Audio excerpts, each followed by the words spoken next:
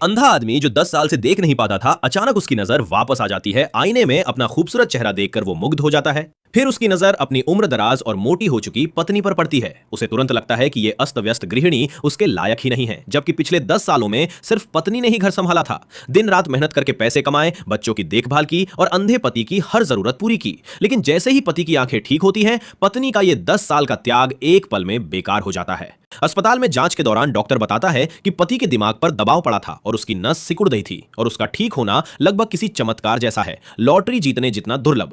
यह भी हो सकता है कि भविष्य में उसकी नजर फिर कमजोर हो जाए। इसकी संभावना खारिज नहीं की जा सकती। घर आते ही वो घर से अंधों से जुड़े सारे निशान हटा देता है और अंधों के काम आने वाले सारे औजार कूड़े में फेंक देता है, जैसे खुद को वापस लौटने का कोई रास्ता ही ना छोड़ना चाहता हो। हालांकि वो तुरंत अपनी पत्नी को छोड़ना चाहता था, पर अपने प्यारे बेटे को देखकर उसने एक असंतोषजनक जिंदगी स्वीकार करने का फैसला किया। उसने पत्नी से वादा किया कि वो उससे प्यार करेगा, मेहनत करके पैसे कमाएगा और उसे बेहतर जीवन देगा। पत्नी ने कहा कि उसे बाहरी भौतिक सुख सुविधाओं की परवाह नहीं, वो बस चाहती है कि उसका पति स्वस्थ रहे। पति की वापसी का जश्न मनाने के लिए पत्नी ने खास तौर पर सज धज कर उसे अपना सबसे अच्छा रूप दिखाना चाहा। स्विमिंग पूल पर छुट्टियां मनाने जाते हैं, तब भी आदमी का ध्यान पत्नी और बेटे पर नहीं, बल्कि वहां किसी स्विम सूट पहनी लड़कियों पर टिका रहता है, जिससे उसका दिल मचल उठता है।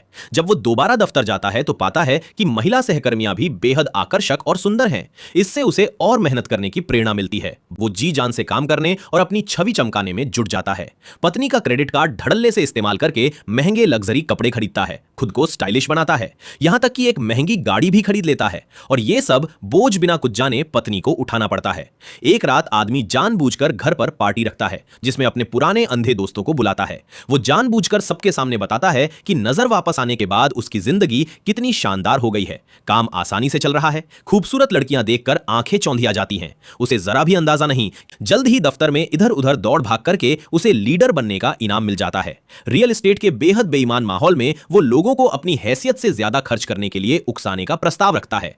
वो इसे उन्हें करीबी वित्तीय सेवा देना कहकर